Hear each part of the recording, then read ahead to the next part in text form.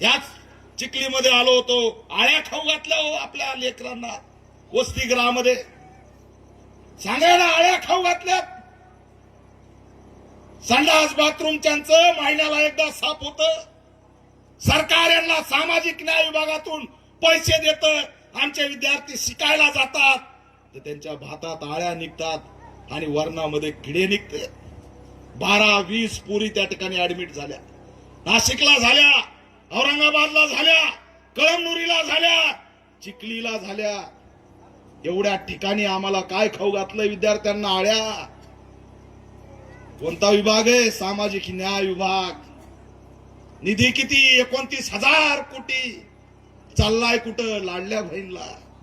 लाडली बहीण खुश, पण कधी विचार केलाय की हे जे 1500 रुपये येत आहेत ते कोणते, कशाचे? हे तुमच्या घरकुलाचे पैसे, हे तुमच्या लेकराच्या शिष्यवृत्तीचे पैसे, हे तुमच्या लेकराच्या शिक्षणाचे पैसे, हे तुमच्या वसतिगृहात खायला येणाऱ्या अन्नाचे पैसे, हे तुमच्या वसतिगृहाचे पैसे.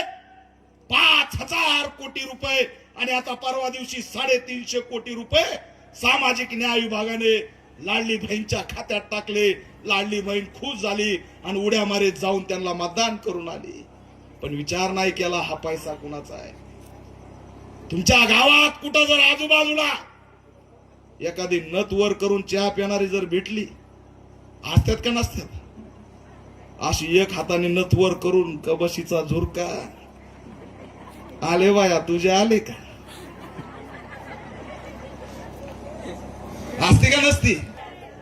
तिच्याच नादात आपली एका हाताने ती. मी शोध लावतोय म्हणलं ही नथ पाठीमाग बांधायची एखादी मशीन तरी आणाव. किती अवघड आहे ते. आणि मग ती म्हणणार आला माझा हप्ता. पाणी निर्माण केलेल्या सामाजिक न्याय विभागाचा आमच्या हक्काचा हप्ता आहे. तुम्ही खाताय, लाज वाटली पाहिजे. आमचा पैसा खाताना लाज वाटली पाहिजे. या 1500 रुपयात आपल्याला खुश केलं जातंय आणि विद्यार्थ्यांचं आयुष्य बर्बाद केलं जातंय. आपल्या घरातल्या माणसांना 15,000ची 20,000ची दारू पाजली जाते आणि त्यातलेच 1500 तुमच्या खात्यात टाकले जाते. बरोबर आहे का नाही? आता महत्वाचे म्हणते भाई हे काय खेळ आणला तुम्ही. मी त्यांना दोष देत नाही, दारू विकणाऱ्याला बी दोष देत नाही. पण हे सगळे समाज बर्बाद करणारे किती लोक आहेत? 50 लोकांचे कारखाने आणि 50 लोक दारू काढतात. बर्बाद कुणाला करतात? आपल्याला करतात. दारू जर कारखान्यातूनच निघली नाही तर इथं येईल का? येईल का? मग दारू विकणाऱ्याला तर आपण मत टाकतो.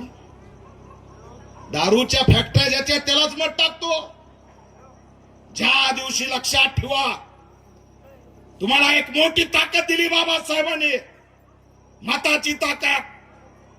ज्या दिवशी तुम्ही मत व्यवस्थित टाकाल, लक्षात ठेवा, जर तुम्ही एकजूट झालात आणि मतच विकलं नाही तर या महाराष्ट्राच्या विधान भवनावरती आणि दिल्लीच्या संसदेवरती एक दिवस निळा झेंडा लागल्याशिवाय राहणार नाही. आणि त्या दिवशी ज्या दिवशी आपली सत्ता येईल त्या दिवशी पहिल्यात सगळ्यात आधी कोण जेलमध्ये जाईल माहितीये का? हे 50 कारखानेवाले. हे 50 जेलमध्ये टाकले की दारूच येत नाही. दारू नाही आली की आमचं काही वाटोळच होत नाही. आमचं वाटोळं दारूमुळं झालंय.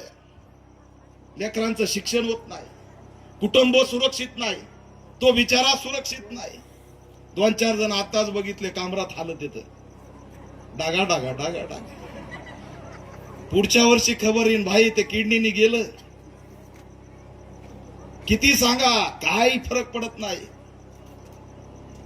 म्हणून मी तुम्हाला सॅल्यूट केला की आज प्रत्येक आघाडीवर जर कोण असेल तर रमाईच्या जयंतीनिमित्त जाहीर करतो या रमाईच्या लेकी म्हणून आज बाबासाहेबांची चळवळ जिवंत. एवढं लक्षात ठेवा.